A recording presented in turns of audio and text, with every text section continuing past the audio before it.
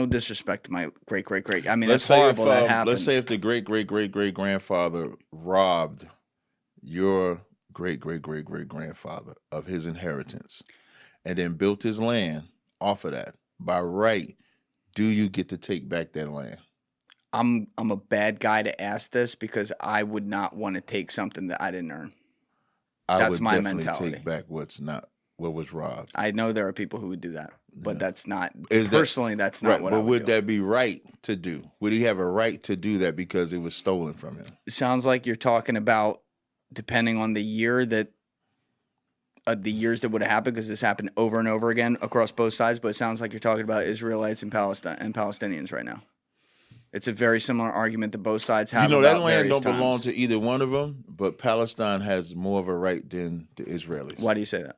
Because the Palestinians were there before the Israelis, and when you do the history of when they went over there, the Palestinians welcomed them in with open arms. There's a video of them coming off on a boat. The agreement, I think, is it the Beaufort Act, if I'm saying the name right? It was the 1918. It was the not the act. It was the.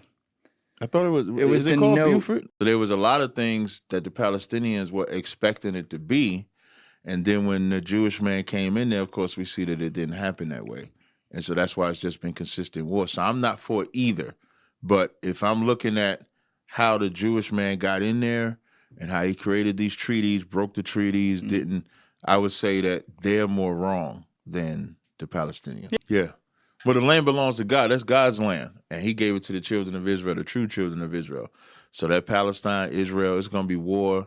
I think Joel, the second chapter, when it says he's going to bring them down to the valley of Jehoshaphat. We seeing, listen, man, Biden, we was talking about this offline, but Biden just gave Ukraine the ability to fight back. So Russia, if they didn't really think America was an enemy, they for sure think they're an enemy now.